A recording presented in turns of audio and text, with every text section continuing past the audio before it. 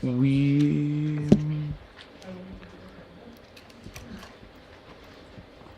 we're live. We welcome Alexia to open this wonderful debate. Here.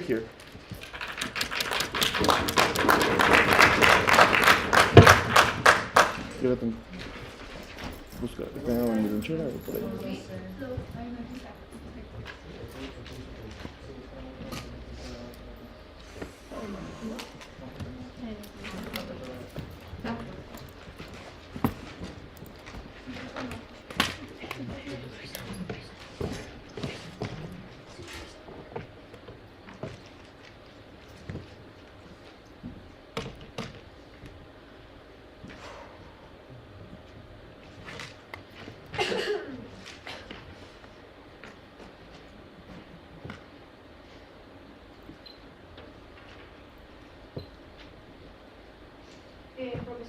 Opposition ready? Panel ready? Audience ready? I would like to start my speech in 3, 2, 1. We are just coming back to normal. Now, let's talk about something very important and relevant today. The COVID-19 pandemic. Since the COVID-19 pandemic, the number of digital nomads and people in general relying on internet services and technologies has increased from 6.3 million in 2020 to 10.2 million in 2021. This is almost 4 million people that are relying in technology and digital nomadsy for their daily lives. More and more people are choosing to work remotely, increasing the effect and the impact of the digital nomad visas. During my speech, I will first of all give the framework for my team, which consists of definitions and characterizations and what is the context of this motion today. Then I will give my first argument called unfair competition, and then I will give my second argument called economic impacts. Now, to start with some definitions. To start with some definitions. What are nomad digital visas? A type of visa, a digital nomad visa, is a type of visa that allows individuals to live and work remotely in a country for an extended period of time. This means that these are legal permissions. They provide legal permissions for individuals to reside in foreign countries while working remotely. Now, these visas generally need a lot of things to start with. They require, in most cases, proof of income, private health insurance, and some countries even have specific income taxes for digital nomads. Now, what are South countries, or what is the Global South? The Global South is made up of Africa, Latin America, and the Caribbean, Pacific Islands, and Asia, but excluding Israel, Japan, South Korea, and Mexico. It is seen as the home to Brazil, India, Indonesia, and China, which, along with Nigeria, are the largest southern states in terms of area and population. Now, we have to talk about the South. The South and the countries in the South situation are generally less developed than other countries. They are characterized by a low level of economic development, large inequalities in every single area, and low expectancy of life, as well as living standards. These countries, please note this, these countries are seeking to transform their economies. Now, moving on to my first argument called unfair competition. During this argument, I will talk to you about the effects of an influx of digital nomads coming into these host countries and how it is very negative for the people locally from the host countries. When a digital nomad works remotely in a foreign company, while residing in a host country, there are a lot of situations that can be presented where they are essentially competing with local professionals for both employment opportunities and the quality of the employment given. Now, here is how this can happen. I will illustrate 4 points. Number 1, wage disparity. Number 2, limited opportunities for local professionals. Number 3, language and cultural advantage. And number 4, network effects. Let's start with the first one, the wage disparity. I believe we are all familiar with this concept. However, let me explain how this applies into this motion. Digital nomads often come from countries with higher average wages or stronger currencies compared to the host countries. This is a fact, and it is not something that can be changed. As a result, the digital nomads may be willing to accept lower salaries and lower salaries for the remote work because of what they are used to. The conditions when traveling to a host country can better, and so there is less need for an increased salary. Now, this means that digital nomads can offer their services, works, and skills for a lower price than local professionals. Tell me, panel, what do you think? What is a company, a transnational company, going to look for? They're going to look for people with the same level that actually are asking for less money. This can be completely detrimental to professional locals, because they are going to be ignored, and they are going to they're not going to be prioritized over the digital nomads. Now, point number 2, limited opportunities. No, thank you. Limited opportunities for local professionals. If a significant number of digital nomads occupy remote work positions, it can lead to, number 1, a reduced number of job openings for local professionals. Let me illustrate this further. Companies may prefer to hire remote workers who already have a broader international perspective. We are talking about language skills and specialized expertise that might not be really available for the local professionals. Why? Because again, we are talking about undeveloped countries, and we are talking about the global south. Point number 3, language and cultural advantage. Digital nomads who work for foreign companies often have language and cultural advantage over local professionals. What does this mean? We are talking about people that come from more educated backgrounds than local professionals. This can be a horrible impact, again, which comes back to what is a company going to prefer? Somebody who has more language skills, somebody who has a different view, a different international view, somebody can actually afford more to their team than a local professional. This, again, comes back to my point. Companies are going to prefer digital nomads. Why? Because they are offering a lot more skills and they bring to the table a lot of things that local professionals don't necessarily in every case bring. Now, they are also more beneficial for the economies of companies, which again is putting aside local professionals and their own needs. How can we combat this? We in Proposition believe that to address these challenges, it is crucial for governments and local professionals to adapt and upskill to meet the challenging dynamics of the changing dynamics of the job market. Now, we can see this how? We can we can invest in education and training programs. This can equip local professionals with in-demand skills. This would be a lot preferable than hiring nomad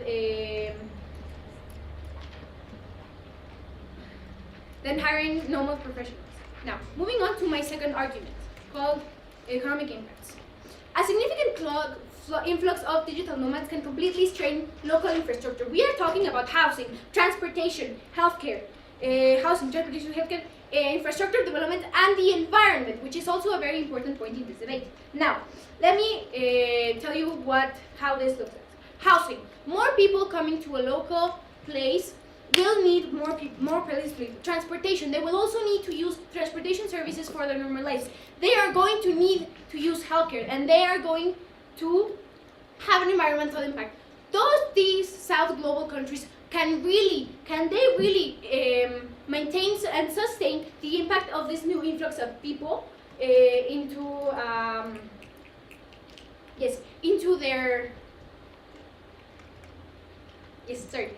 their economies? No, we are talking again about undeveloped countries. This is something crucial. This is something that again proves my point. These countries do not necessarily, and in most cases will not have the resources to maintain the influx of digital nomads. Now, let me also, to summarize, what have we told you yet? We in Proposition have, number 1, defined what digital nomads are, and we have defined what the global south encounters. I have also given you 2 arguments that have to do with the economic impact and the unfair competition that digital nomads will mean for these countries. Extremely proud to propose. Thank you.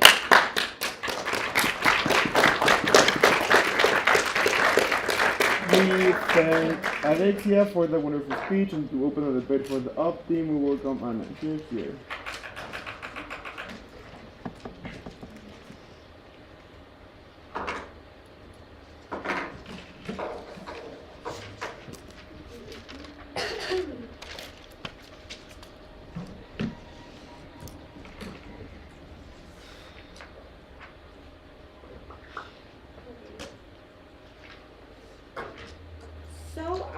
to start in 3, 2, 1. Well, panel, first of all, what I'm gonna do in my speech is first give more characterization that our proposition team lacks of, and that's why their case is different from what we are going to tell you. And then I'm gonna refute some things that the proposition brought us in their argument. And third of all, I'm gonna tell you our first two arguments that involves that involves the economic growth and innovation and the enhanced technological and infrastructure. First of all, the characterization that lacks from our propositions out of the house today that told us that nomad digitals are actually coming to the South countries to actually work there and are actually being there, and they're actually having this competition with the locality of the jobs, with the local professionalism of the people. But we need to understand that digital nomads are people who actually are working for the country they're coming from. In that case, if an American person is going to go to South country, for example, to, I don't know, to South Africa, then the person that is in South Africa is actually working for the United States, because that's how actually that they work. They're not working, they're not working for that. They're working for the country they're coming from, and that's something we need to take into consideration. That's also why their first argument of competition and how locals can compete with the digital nomads is actually kind of weak, because we understand that even if there's a few of them, the majority of the nomad digitals, they're actually working for the country they're come from. So that is important to understand in order for this. On the point. Yeah. Okay. Are you saying then that the locals will not want to experience working for transnational companies because Okay. I think I got it. I'm gonna explain that in our next point. Thank you. After that, we need to understand two things. Our two arguments that are in here. First one is the economic dependency and the economic growth and innovation. So digital nomad visas can actually stimulate the economical growth and innovation in global and South countries. Why? Because there is a flux of money. There's a flux of this money that is coming from other countries that it's not theirs. So by attracting these remote workers and entrepreneurs, these countries can tap into a global pool of talent, expertise, and creativity. So by these South countries having actually these digital nomads, they bring this knowledge that they have, but that's also important because they can actually contribute to the local industry that they are saying that they're not going to be benefited. They actually can contribute to this locality of the things by many things. First of all, we understand that by actually doing this, they are by being in the country that they are actually paying for taxes, even directly, but if they're not paying them directly, they pay them indirectly. How? They go to restaurants, they buy rent, they rent a department. They are paying taxes to the country that they are staying at. So actually, that is actually increasing that part of the economy of actually the country. And with that, we can understand that if there's this payment, constant payment of these taxes and directly taxes, we can understand that these South countries can actually achieve a better growth in their economy that is based on these things, but it also needs to be impacted in what is going to bring that to the people that live in the country. And we can understand that by actually having those taxes in the government and in the power of that, we can understand that there will be more probability that these services, like public services, like the public services like the health insurances or all that kind of stuff can actually have an improvement because there's more economic resources in order for it to do it. So actually it comes not only beneficial for actually the person that is living there, that's the nomad digital, but also for the country per se that it's actually receiving this nomad digital. So we can understand that that even they don't pay interest directly, they do it with every other thing, and that is really, really important for us to understand. So also we need to understand that our second argument, that is enhanced technological and infrastructure. So by actually accepting these visas of the nomad digitals, yes, the number are increasing, but even if that's happening, why would we needed those visas in order for this to work for two main reasons. For one reason, sorry, that it's control. When you are actually giving a visa to these people that are coming to your country, they're actually giving control to how many people are coming, how many people are actually living here. They're not like taking this tourist visa in order to be here. They're actually working from here. So actually you have more control of it, but actually you can have more requirements, more regulations, and that brings quite more control in the country thing, right?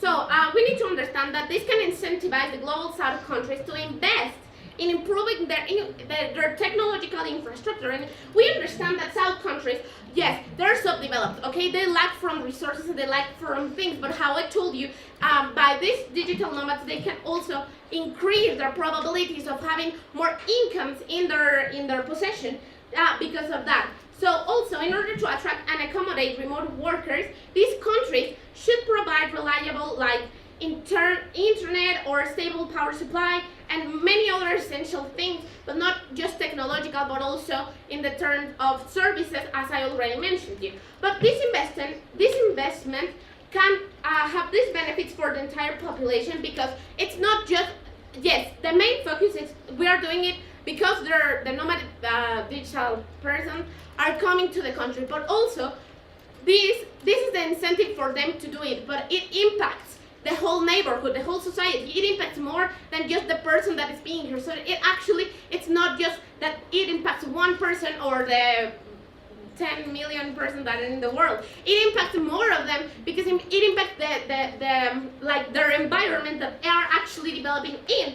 So, for example, if a south country, let's say Argentina, like has the pressure to have continuous improvements because they are actually seeing that there is a need about these economical things, but this actually can brings to the country, to this subdeveloped country that actually wants to become a developed, it brings a more robust technological infrastructure, and it can benefit both, as I already told you, digital nomads, but also local population, and promoting with that this economic development and connectivity. So what I have done in my speech is actually one proof to you that not only the nomad digital visas and all that kind of stuff, it's people working in the country that they are residing, they are working for the country that they come from. Second of all, I told you our two arguments. The first are the economic growth and innovation, and how actually can help not only the economic part of the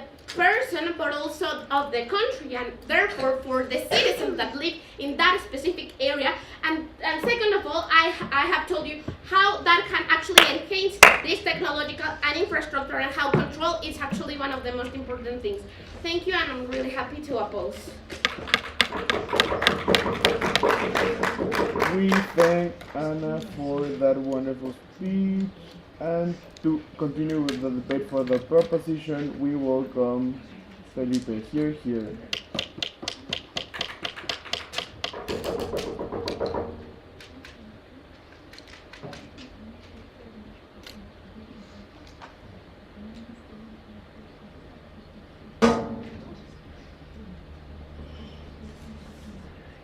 Felipe no se ve desde por ahí, ¿verdad?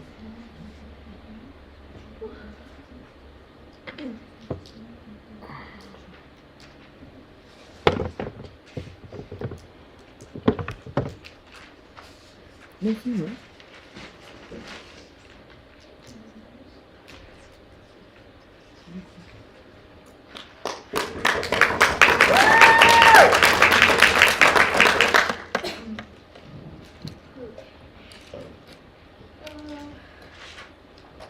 I would like to start my speech in 3, 2, 1. First of all, I would characterize my speech like the following.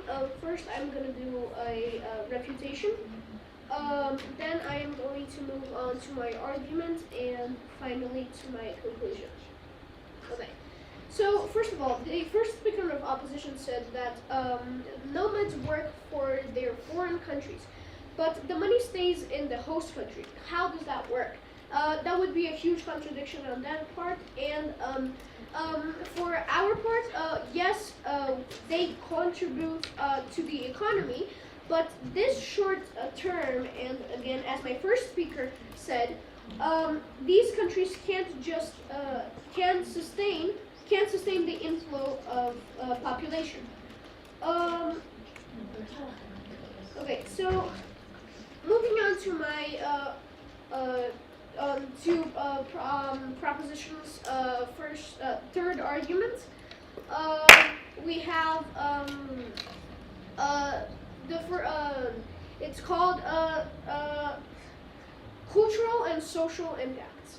Well, first of all, the presence of digital nomads can contribute to cultural appropriation, where local traditions and practices are commodified or exploited for commercial gain. This is a huge problem in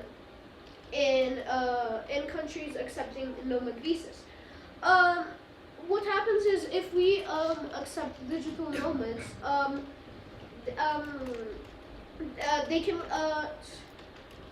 use local traditions which are important to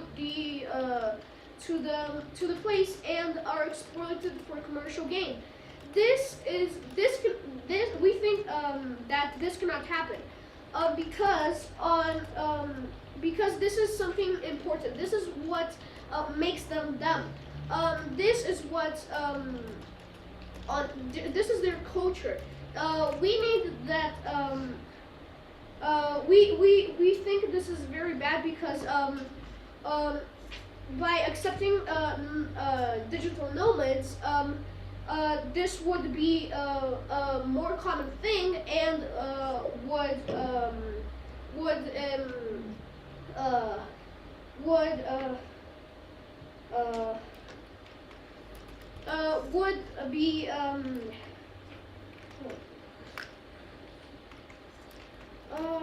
would be very bad because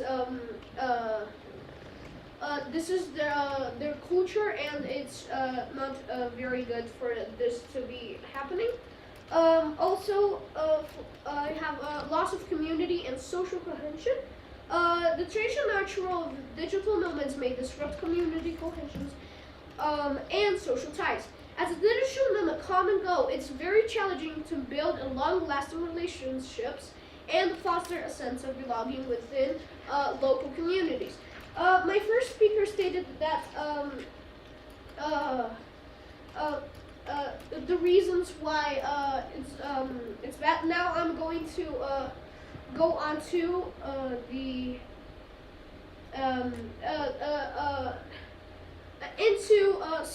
a problem of digital nomads.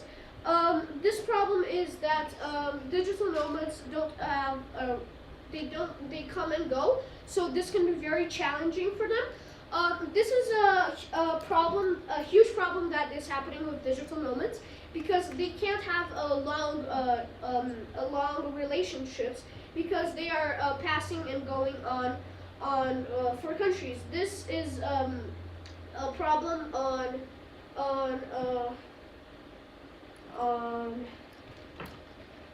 digital nomads.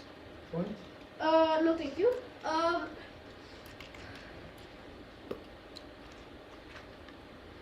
Okay.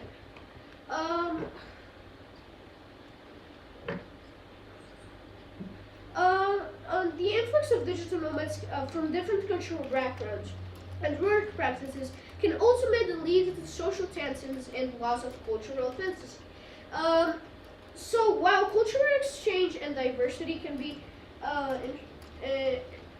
we cannot ignore the introduction of digital nomad visas will most likely have negative cultural and social impacts.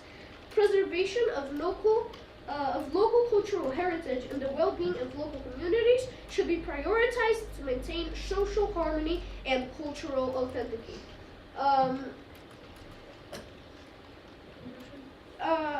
So now I would go into my conclusion. What I've been saying is that we have a lot of problems for digital nomads, and it would be better if digital nomads wouldn't we would oppose digital nomads so that it would be better for cultural appropriation, and it would be better for them themselves because on social problems this is a very bad thing because they go and they come and go, and it is very challenging to build a long-lasting relationship. So this is a problem, and we think it is better for digital nomads. We oppose for digital nomads. Thank you.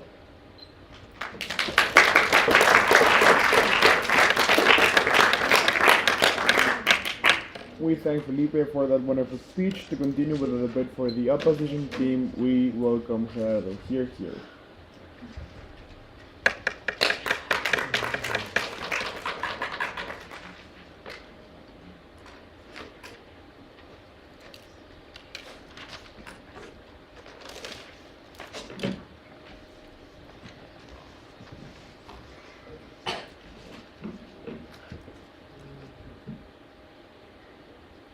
También quisiera hacer unas dedicatorias así rapidísimas.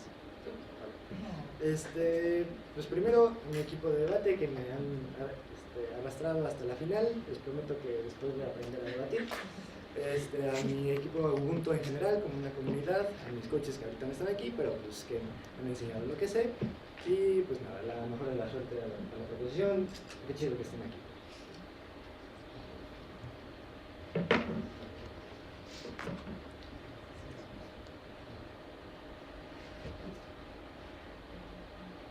And what I'm going to do in this debate is I'm going to first review what proposition has told us so far. I'm going to tell you why it fails and why it is flawed. Ever since the fact that they are going against their own definitions. I'm going to do it by order of how they talk, order of speaker. I'm going to answer the questions that they have raised about our case, and I'm going to answer them, making our case stronger and more clear. So, in the first page, their first argument was that digital nomad visas would create an unfair competition for local people. Now, why does this argument? Why does the argument work?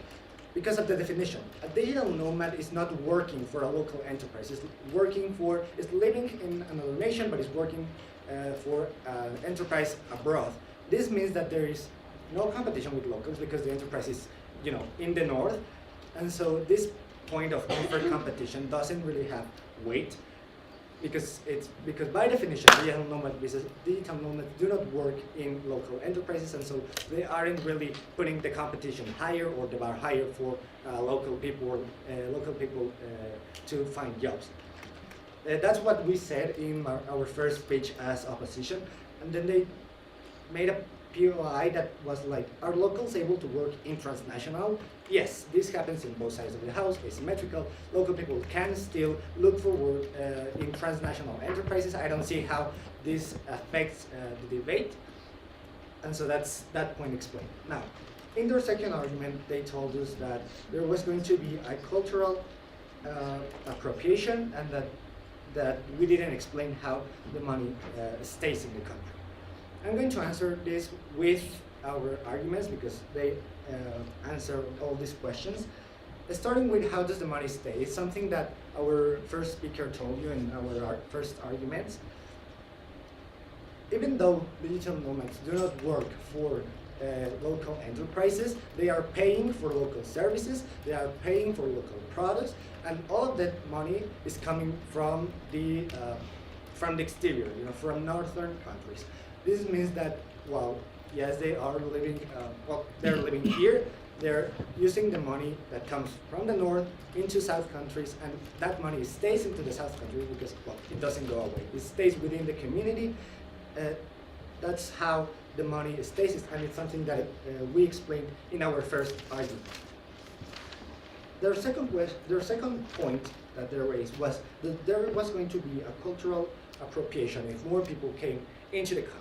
Now, I understand where this point is coming from, but I think that first of all, that can happen in both sides, whether it is with tourists or just people going to live in other countries, or by just working there.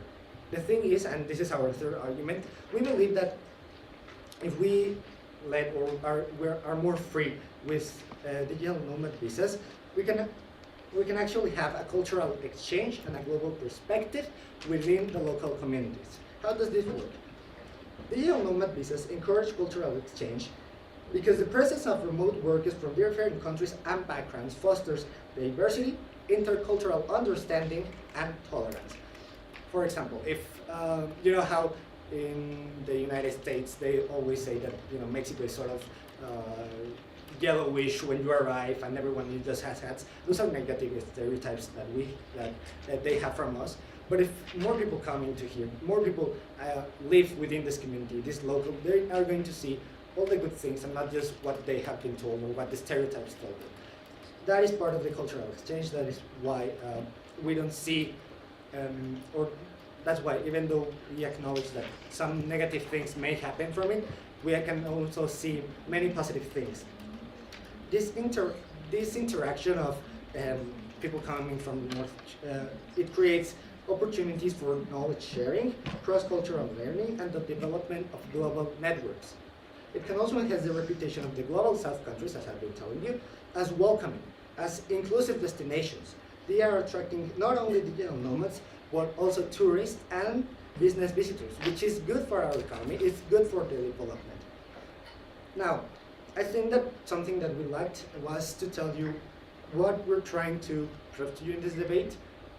And with all of these arguments, we're proving two things. First of all, that the economy develops better in our side of the house, and that the locals, which are the most important part of this, or well, the most important community within this debate, are better affected in our side of the house. How? First of all, economy, our first two arguments. If people come into work, first of all, there's, again, the flow of money stays within the country, the local country. And second of all, it forces the country to develop itself, to have better infrastructure and better technology. Before I move on, yes? Then, if you're saying that the country is being forced to, how are they going to get the resources to compete, to keep going with this force? Okay, I think I get it. These resources are going to come from the digital nodes. They bring the money. That's what I'm telling you with. If they give the money, and that money can be used for different things, like because even though they don't pay the interest directly, they pay rent, they pay restaurants, and this money stays in the community. And because there's more money, there's there's a bigger budget for projects that enhance the infrastructure and technologies. Now, why do I say that they are being forced? Not in the bad way, but like, you know, an example is that Mexico, for example, has the pressure to have continuous improvements by the United States. Example, the kidnapping of American people from the United States in Tampico, the Mexican government was forced to look for them because the US government cared about their citizens. This can happen in these other aspects. If you see, if these people come from other countries and they see that the conditions are not really good, and the government is going to tell them, hey, you have people working in your country, you have my people working in your country, and I need them to have I need them to have a better way of living if you want them to stay there, and if you want the flow of money to stay in your country. This is an incentive for global south countries to better themselves, to have, again, more technological and to have a better technological and infrastructural development. And it's also, and by doing this, by enhancing themselves, again, they are attracting businesses, they are attracting tourists, and that is just good for the economy. That's why we win in the economy part. We win in how the locals are living and why it's better for them, because they're bringing the money to their own communities. We understand that even though some of the prices may rise because of them, I think that eventually it's going to pan out well for the locals, because again, the flow of the money is more than whatever inflation may happen. So what I've done in this debate is prove to you why we have won this point of why it is an unfair competition. I have explained to you all the questions that proposition may have brought, and overall I've made our case stronger and better. So that's why I'm very happy to oppose. We thank Gerardo for the amazing speech. To continue with the debate for the proposition team, we welcome Lisa. Here.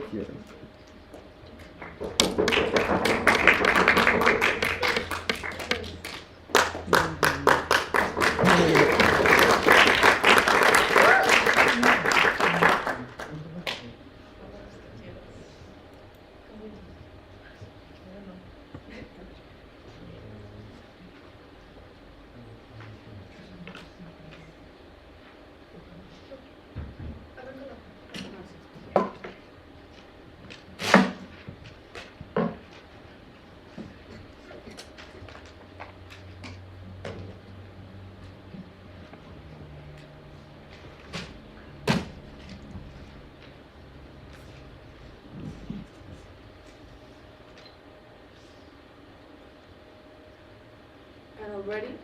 Audience ready? Opposition ready? Proposition ready? Then I'd like my time to start in 3, 2, 1. Dear panel, dear audience, dear competition, I am honored to be participating in this debate with a so important message. The theme of digital nomad visas in South countries. Well, I'd like to talk to you what happened during this debate as my job of a third speaker. And I'd also like to tell you how the opposition since the start has kept contradicting and telling us no reasons on why should actually they win this debate. All they've done is been contradicting their whole speeches from the start of this debate. I'll tell you how we win those points that opposition says they have so wonderfully won. So let me start. Firstly, the first speaker from opposition told us how it would actually work. That people would come to the country and would work there. Their money would go to their main country. And they also told us that there would be taxes. Well, I see a problem here because the second argument in investing in infrastructure tells us about how the money that is given by the nomads will make the South countries rise. Now I see a problem with this because as they said in their first argument, all the money they're making, all their money they're doing goes straight to their country. So now how is this money getting to the southern countries? No, thank you. Opposition has failed to tell us what would happen and has contradicted themselves from the start. They have just told us that that the money would go to their original country and that the money would grow. They're basically telling us money would grow out of nowhere and aren't telling us much about it. Now, second speaker from opposition told us how they want the economic point, the living point. But as the first speaker from proposition told us, we stated clear what would happen to those so important people that actually live in this country, as opposition stated they are. So let me tell you why in proposition side we're telling you their lives are better without the digital nomad visas. Well, as first speaker from proposition told us that inviting digital nomads would create a major impact, would create a catastrophic consequence. The first speaker from proposition actually told us how this would happen and what actually would be these sectors affected. They told us housing, transport, and environment. The main three things I want to focus. Something opposition failed to see. We told you how the housing would grow. The housing in, for example, South countries that don't have that much space, giving their population don't have that much space to make housing. With more digital nomad visas, you'd have to invest in the economy of making housing, of occupying more space, a space they don't have. Now, transport. They have also told us, since more people are gonna come to the southern countries, there's gonna be the need for transport. There's gonna be the overpopulation, and streets, cars, transport would get overfilled. That I see is a main issue especially in southern countries where the economy is not that well developed to solve this kind of issue. Now, the environmental fact, that is something that I would like to state that is very important. We're growing in the world that has many environmental difficulties. And in southern countries, it seems to be bigger. Now, why am I bringing this up? Because opposition team has failed to see that the environmental point would be win by proposition. They have taken this point out of consideration.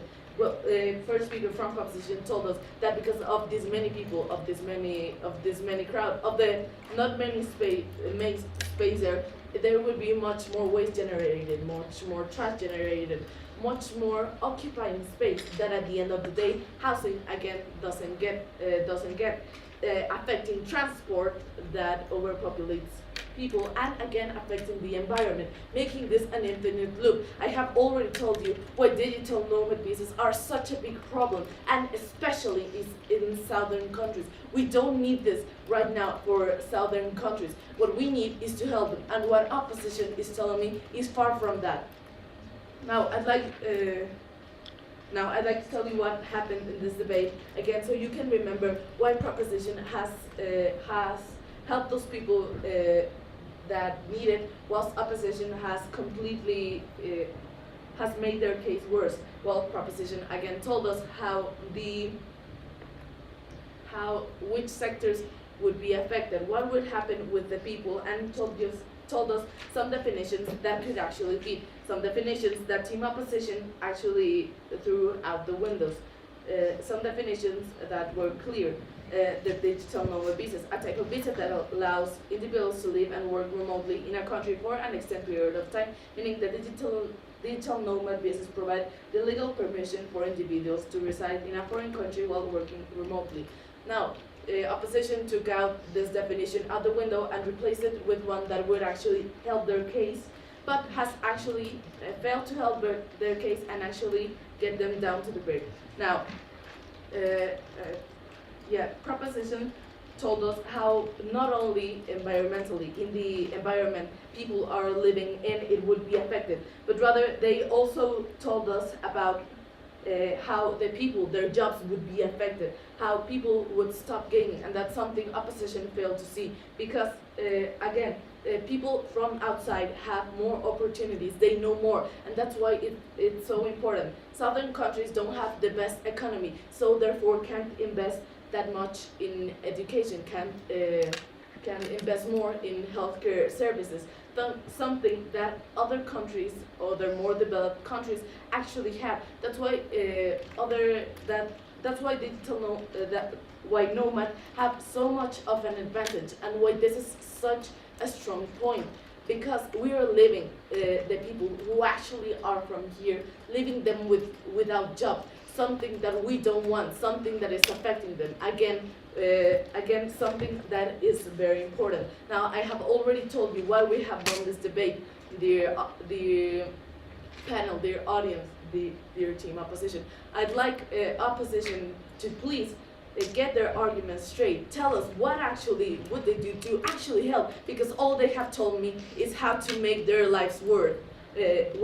And as they stated, the people actually living here are the most important fact right now. So I want them to take them into consideration and actually help them, rather than destroying them, as we in team proposition have already done. Now,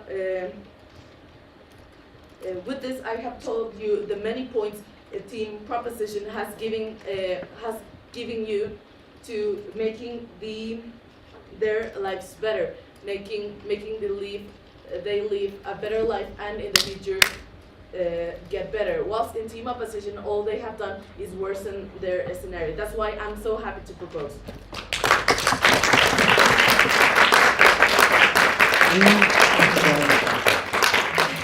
Lisa, for that wonderful speech. To continue with the debate for the opposition team, we welcome Manuel. Here.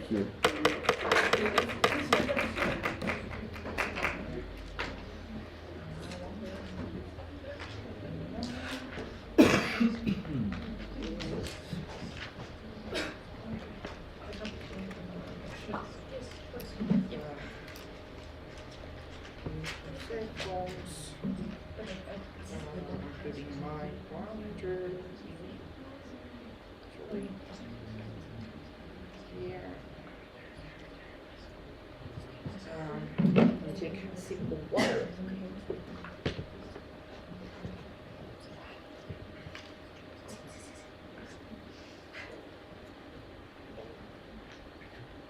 I would like my speech to start in 3, 2, 1.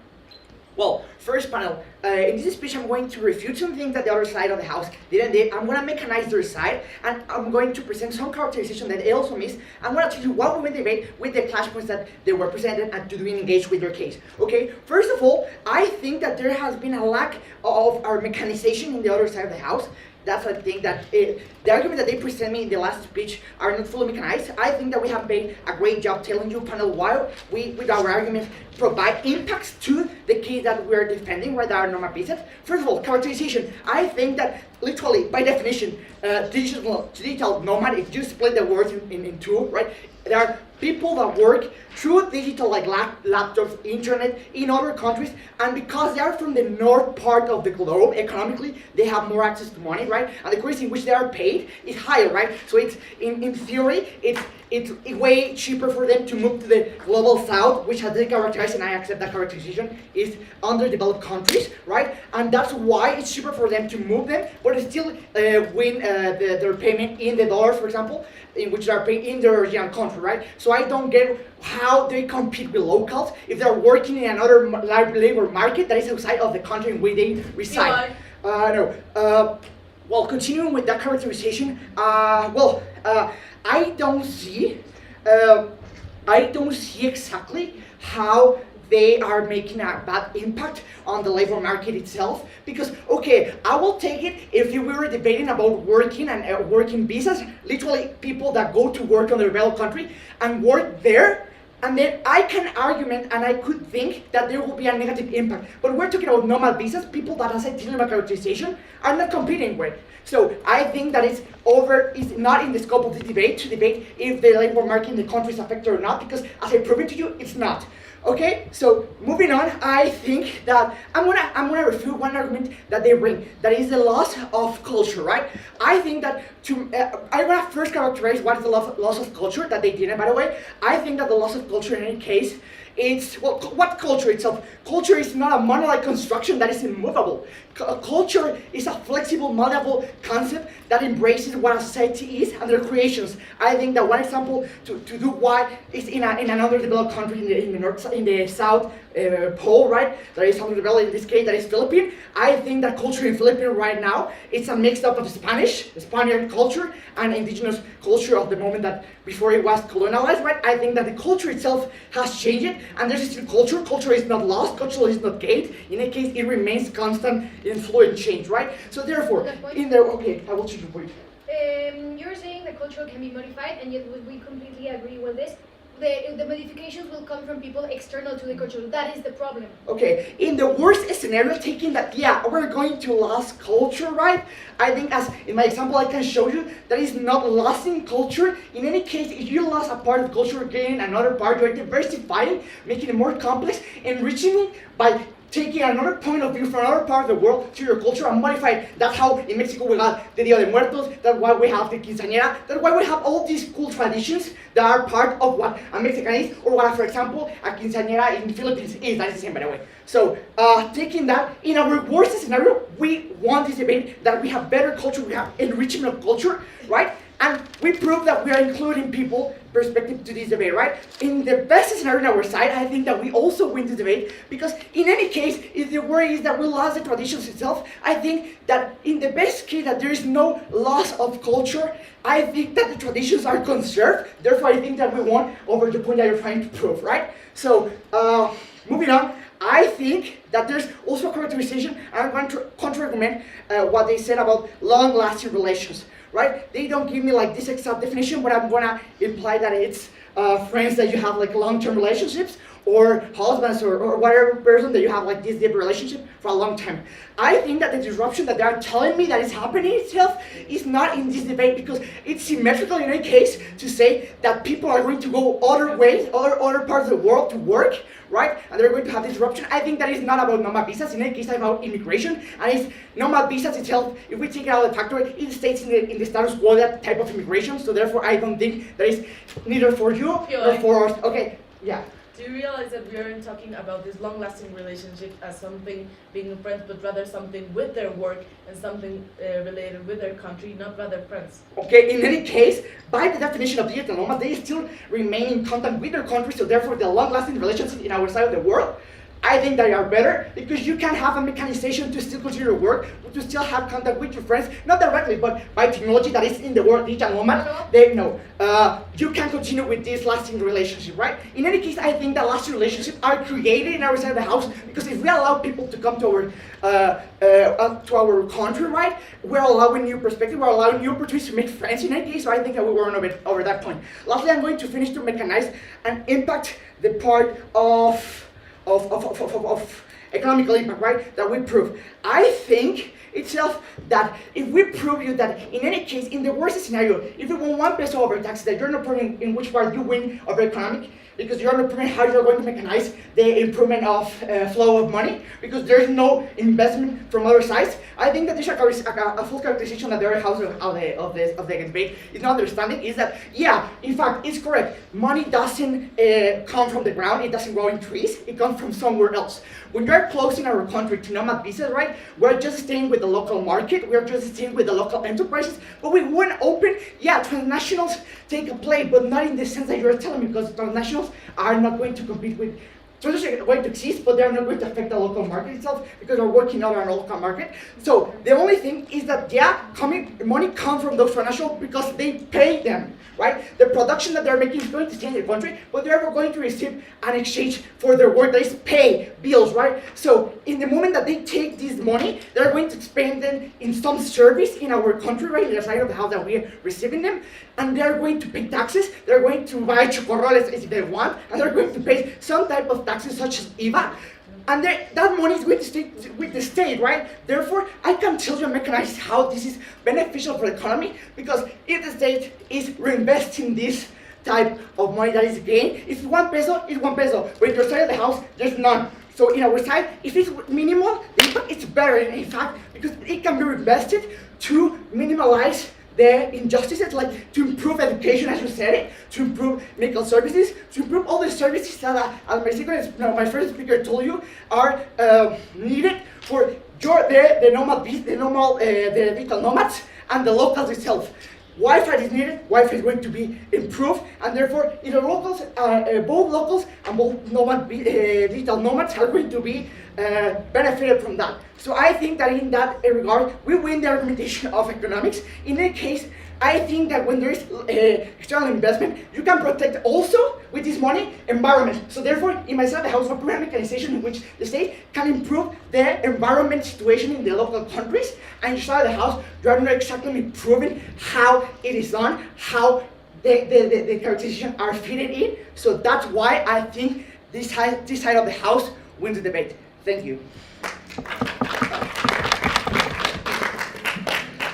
We thank Manuel for that wonderful speech. To close the debate for the opposition bench, we welcome the reply speech. Here.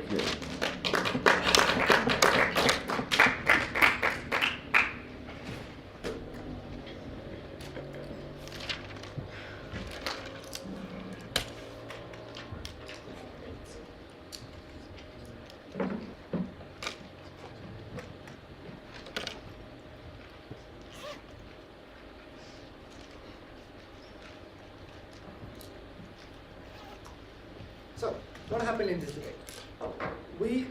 Opposition won because we proved to you why there's a better development of an economy, and it's better for the locals. We've talked to you about how the fact that that these people spend in southern countries gets the money to the southern countries, to those southern governments. Think that something that I'm not sure what was the confusion with proposition, but that's what happens, right? The money stays in the south. You can use the money to better your infrastructure, to better your technology, something that they don't acknowledge and they don't fight.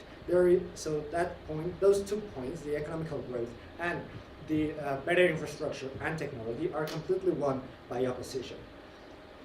What their main concern of proposition is a loss of culture, is cultural appropriation. And as my third speaker already said, even in our worst case, where this cultural appropriation happens, or this culture seems disrupted, as my third speaker said, culture is flexible, culture can change, and it's not necessarily bad to have this international influence. We've talked to you with one of our arguments is focused solely on the fact that these international relationships, these international people interacting with people from other parts of the world is beneficial for the culture, in both for the culture of both the digital nomads and the locals. And even if proposition wins the point of culture, we win the other two. They never tell us how the economy develops better on their side. They never tell us why the infrastructure develops better on their side. They don't even fight it. And in fact, their case, there's one of the fatal flaws of the case of proposition is that by their own definition of digital nomads, the people work in the people work for enterprises in other countries and then spend the money here, and then they say that the money was come from nowhere and that they will have to find jobs. And my third speaker already told you how that is not what happens, and that is a completely different concept. So, one, the case of proposition is flawed, is contradicting itself, and it doesn't cover and is not engaging with how we present to you the development of the economy and the infrastructure. And two, our arguments have mechanisms. We tell you how it's going to happen and why this economical and infrastructural development is going to happen, something that they didn't fight. And that's why opposition wins this debate, because we have impacts, we have arguments, we have mechanisms, and again, even if they win the point of culture, we have two other more points that are better and have more weight in the debate than what they are telling us, because they never tell us why culture is, or trying to preserve, so the original culture is so much more important than bringing the money to the locals, than bringing this infrastructure and actually having a betterment for the local community. That's why I'm so happy to oppose.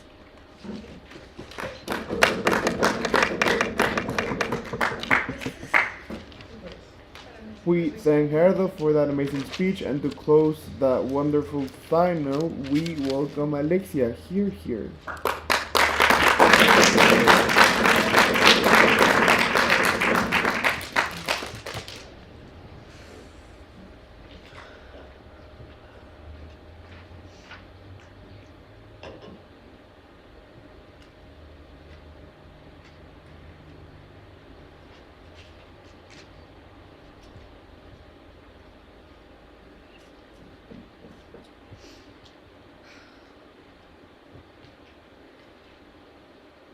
Panel ready?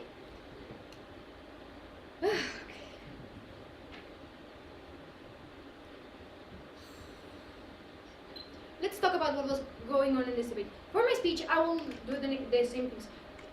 I will first take a look about the debate and what consisted, opposition's case consisted of. Then I will compare both sides of the house and tell you why, even in our worst case scenario, it is still better than their best case scenario.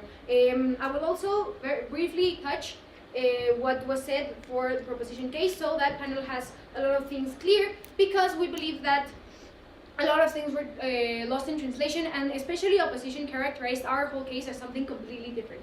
Now, what did we in proposition bring you? We brought you four main points. We brought you competition, we brought you economy, we brought you relationships, and we brought to you culture. Now, none of these arguments were actually clearly refuted by the proposition. Let me tell you why. They ignored every single one of our examples. They ignored our mechanization, saying that we didn't bring them in. I will clarify this so that the panel has clear how we did actually bring in both mechanizations, examples, analysis, and everything that opposition said it was not part of this debate. Now, let's look at the facts, shall we? Opposition's case has consisted completely of contradictions. I will exemplify this. Because they are also painting an utopia that actually ignoring the real number one aspects and the real problems that will come through with the implementation and popularization of digital nomad visas. Now, while their arguments may be valid, they do not fit into the theme of this debate. We are talking about global South countries. Opposition case has not actually grounded their arguments and related them to the conditions and global South arguments. We clearly characterized this, and we made this central point of the debate as the motion required. Opposition completely ignores this. They are not talking about the global South. Now, yes, I will start with what was said. I will continue into their side of the house. What was said by opposition in this debate? Okay, they talked about economy, they talked about culture, but they didn't actually give us anything completely substantial. There are two main points for economy and infrastructure and technology. Now, let me tell you what was said. First of all, let's start with the first contradiction. They told us that nomads work and make money outside, but that are investing inside. How does this actually help nomads or the host countries? It does not. Because however much I am spending on food, transportation, and living costs, I am still not generating, I am still not making money for my host country because this money is lost to foreign countries. Yes, I am investing. Yes, this is valid, but it is completely, but it still presents no profit for the host countries. Why? Because again, the economy, the money I'm bringing in for my cost of living, does not is not bigger than the economy that I am producing for my foreign country. It is not more than what I'm making in my job or in my daily life. Next point, infrastructure and technology. No, sorry. Next point, culture. This was a very this was a symmetrical point in both sides of the house. Let me tell you why. They're talking about cultural exchange, and they're talking about how this is positive for host countries. We, in proposition, acknowledge this from the very start. However, we also told you that we cannot ignore the consequences of it. We cannot ignore the risks of it, and we cannot ignore the impacts, the negative impacts that the mixture of cultures can have and will have. Proposition only says that yes, there is a better side of this, but never actually refutes any of the examples and points that we given, saying that this is actually bad. Now, what does our side of the house look at? Why you judges and you panel should vote first? Okay, we are number one, considering the effects on both digital nomads and local people. We want to protect both digital nomads and local people. Opposition never actually refutes or never actually touches the examples, the things that will happen, the bad consequences of digital nomad visas. They are just telling us Thank you.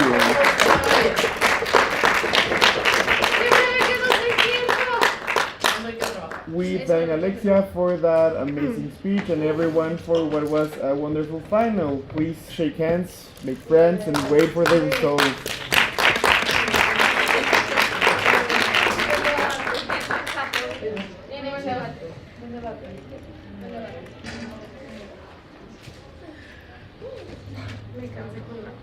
Dejen para la transmisión. Vamos a deliberar a un salón de ahí.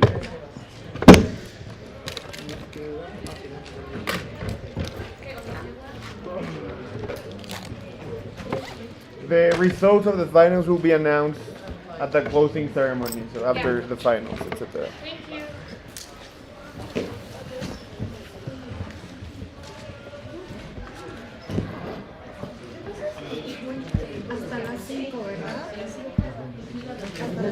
Va a ser antes, o sea, vamos muy en tiempo, pero sí hasta el fin. Después de la comida, como a las 2. Entonces, si todo sale a tiempo, yo creo que más bien nos vamos de aquí como a las 5.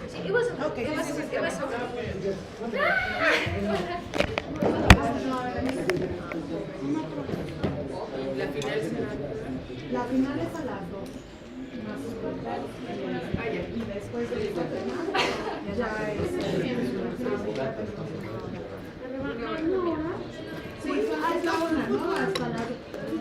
¿Y la final va a ser aquí?